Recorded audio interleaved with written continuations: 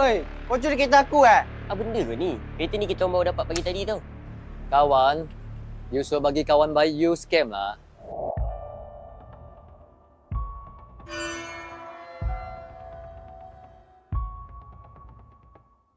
Oi, kau curi kereta aku eh?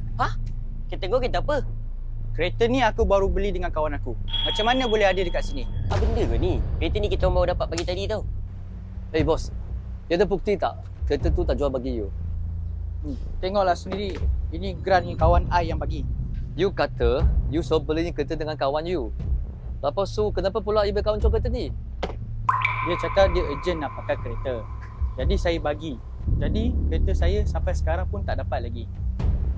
I rasa you macam kena tipu lah. Mustahil lah. Dia kawan baik aku lah. John, angkat itu dokumen bagi saya. Ini, grant kereta dengan itu duit kau transfer.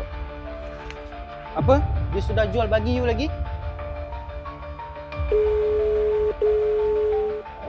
Kawan, you suruh bagi kawan baik you scam lah.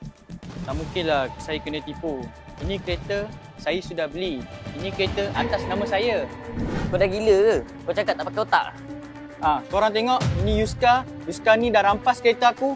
Kereta ni aku beli dulu. Korang tengok, mereka tak nak bagi balik. Macam mana ni bos?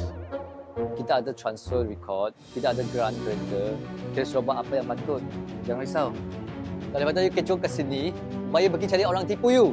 You bagi balik I punya kereta, I boleh pergi.